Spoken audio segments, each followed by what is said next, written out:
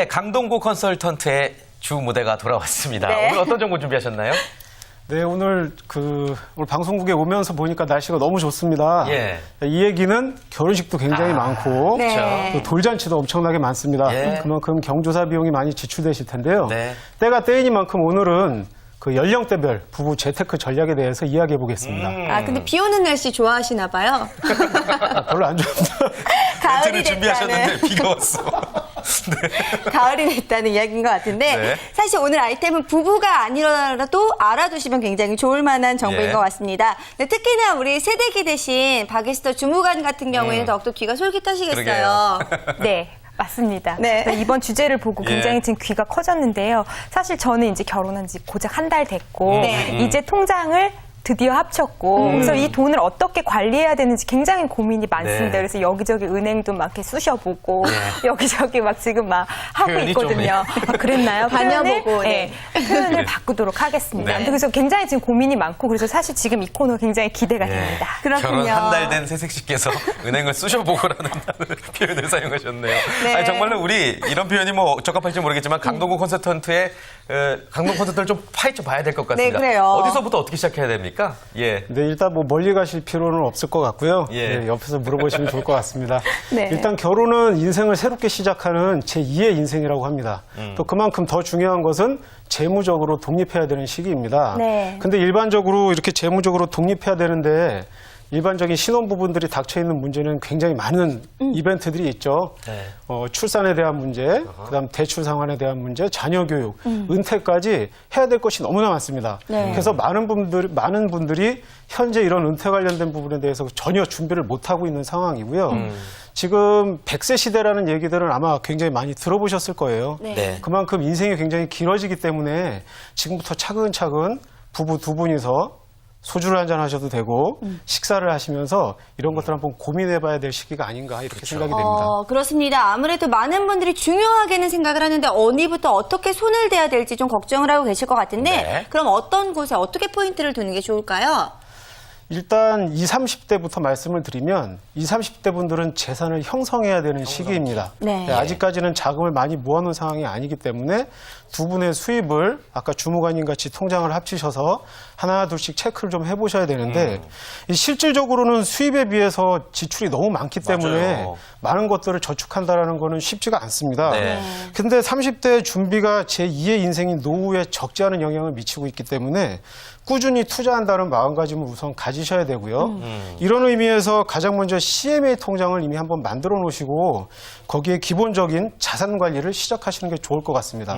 CMA 계좌는 이제 급여를 관리하신다거나 아니면은 적립식 상품 같은 것들을 자동이체를 걸어 놓는다거나 혹은 결제 계좌로 활용하시면 가장 좋을 것 같습니다. 그렇군요. 네. CMA 계좌를 기본으로 해라. 그 외에 또 다른 재무 목표 어떤 걸 세울 수 있을까요?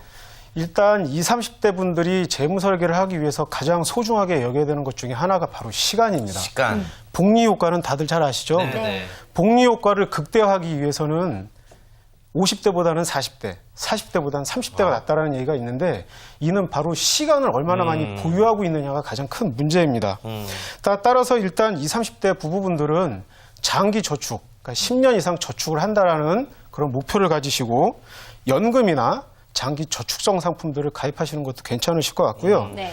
너무 금액이 많지 않고 소액이시라고 한다면 뭐 시중에 정식 펀드 같은 게 너무나 많이 나와 있기 때문에 네. 이런 것도 활용하시는 게 참 좋을 것 같습니다. 그렇군요. 장기 저축을 활용하라는 이야기 좀 집중해 주시면 좋을 것 같고요. 네. 그렇다면은요, 뭐 자칭 대출왕이라고 불리우는 우리 한진우 원장님 같은 40대 분들 같은 경우에는 예. 어떤 전략을 좀 가지고 있어야 될지 궁금한데요. 네. 일단 뭐 원장님 뵈면 항상 자신감 넘치시고 네. 예. 굉장히 좋아 보이시는데 지금 원장님의 시기가 솔직히 소득이 굉장히 많은 시기입니다. 그럼 그 얘기는 재산을 이제 증식하셔야 되는 시기다. 근데 자칫 잘못하다 보면 자녀의 대학 교육 자금이나 네. 과도한 사업이나 뭐 여러 가지 것들을 위해서 대출을 받으신다거나 그리고 또는 그 사교육비에다 자녀들. 많이 투입을 하시게 되면 저축을 하시기는커녕 이제 빚이 자꾸 늘게 마련이죠. 그렇기 때문에 금전적으로 여유롭지 못하게 되실 수도 있습니다. 어떠세요? 좀 원장님 직접 공감이 되세요? 울어도 됩니까? 그렇죠. 격하게 공감하시네요. 공감이 되시는 그렇죠. 부분들이 많죠. 네. 지금 뭐 생활비에서 대부분 차지하는 게 자녀. 아이들한테 들어가는 돈이고요. 네. 저축하기 어려운 것도 사실이고요. 네, 그래서 뭐 새로 사업을 시작한다든지 이런 부분은 조금 조심스러운 것도 사실입니다. 그렇습니다. 그럼 이런 분들, 우리 원장님 같은 분들은 어떻게 하면 좋을까요? 40대. 네. 네, 그리고 40대는 특별한 것보다는 지금 현재 높은 수입을 잘 활용하셔야 되는데 이 이야기는 재무적인 포트폴리오를 잘 세워야 된다. 예. 함축적으로 이렇게 말씀을 드릴 수가 있습니다. 일단 목돈을 운용하실 때는 부동산 같은 데 너무 치중하시는 것보다는 네. 주식이나 채권, 여러 가지 금융상품들이 굉장히 많습니다. 이런 걸 통해서 기본적인 포트폴리오를 구성하시는 것이 좋고요. 네. 뭐 채권 펀드라든가 뭐 원자재 펀드 뭐 들어봐도 굉장히 생소한 것들이 많습니다. 네. 이런 것들을 좀 더 자세한 전문가 상담을 통해서 본인한테 맞는 그런 투자형 상품을 선택을 하시는 게 가장 좋을 것 같습니다. 그럼 그냥 그렇군요. 가지고 있는 것보다는 투자를 할 수 있는 뭔가가 필요하다는 말씀이신 거죠? 일반적으로 시중에 그냥 예치를 해놓는다라는 의미는 결국엔 이자에서 만족을 하신다는 건데 네. 뭐 아시겠지만 이자율이 현재 그렇게 높지가 않습니다. 아유, 주지도 않아요. 예. 네. 물가 상승률을 고려해 보면 결국에는 돈의 가치는 떨어지거나 아니면 그냥 제자리 걸음을 예, 하는 예. 거기 때문에 네. 물가 상승률 그만큼 이상의 수익률을 추구하는 게 현재로서는 불가피하다고 볼 수가 있는 거죠. 그렇군요. 그래요. 네. 자, 그렇다면 40대까지의 재테크 전략을 들어봤고 40대 이후에도 분명한 전략이 또 있겠죠? 네, 물론입니다. 네. 일단 40대 이후, 이제 50대이신 분들은 재산을 증식하는 것도 중요하지만 관리하는 것 또한 그에 못지않게 굉장히 중요합니다. 일단은 자녀들이 출가를 하는 상황이기 때문에 은퇴 후에 재무적인 독립이 주요 재무 목표가 되시는데 이때는 구체적인 은퇴 설계도 같이 이루어지셔야 되는 예. 시점입니다. 일단 50대 이전이 돈을 모으는 공격적 투자가 대부분이셨다면 50대부터는 그동안 쌓아놓은 자산을 좀 더 지키는 쪽에 비중을 좀 둬야 되지 않겠느냐. 아무래도 40년 이상을 더 생존해야 되는 문제가 있기 때문에 네. 투자를 아예 멈춰서는 안 되고요. 이 100- 나이의 법칙이라는 게 있습니다. 예를 들어서 30대는 100에서 30을 빼게 되면 70이 나오죠. 네. 예. 그럼 70% 정도는 이제 주식이나 채권 같은 이렇게 좀 수익률을 얻을 수 있는 상품에다 좀 투입을 해놓고 네. 나머지 30%는 좀 안전자산, 뭐 예금 상품이나 적금. 그러면 50대는 말 그대로 딱 반반입니다. 네. 예, 투자를 아까 중재하러 말라고 말씀드린 것처럼 반 정도는 약간은 좀 공격적으로 운영을 하셔도 괜찮고요. 그러니까 나머지 50%는 또 지키셔야 되기 때문에 그런 것들은 좀 보수적인 자산에다가 옮겨놓는 방법들이 지금으로서는 가장 효율적인 것 같습니다.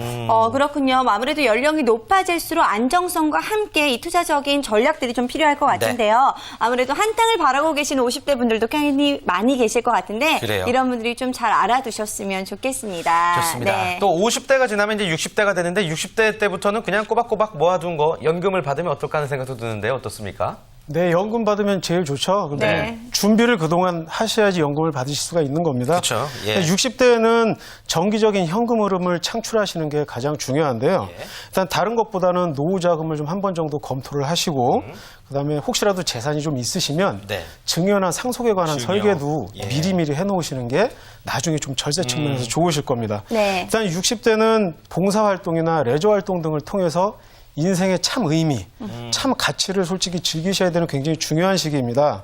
그렇기 때문에 의료적인 문제나 건강에 대해서도 굉장히 신경을 많이 쓰셔야 되고요. 이런 좀 여유 있는 생활을 하시기 위해서는 그 젊은 시절보다 줄어든 수입에 잘 맞추셔서 지출 관리 또한 이루어지셔야 됩니다.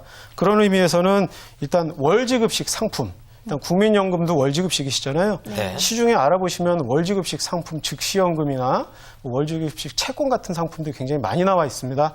이런 것들 또한 전문가를 통해서 본인한테 맞는 상품이 어떤 것인지 꼬박꼬박 체크해 보시는 게 가장 좋을 것 같습니다. 네. 여러분들 행복해지려면 분명히 재테크를 해야 되고 또 자신의 연령에 맞는 재테크 전략을 반드시 세우셔야겠습니다. 자, 오늘도 유용한 재테크 정보 하우머니 시간을 통해서 알아봤고요. 다음 시간에도 알찬 정보 기대해 주시길 바랍니다.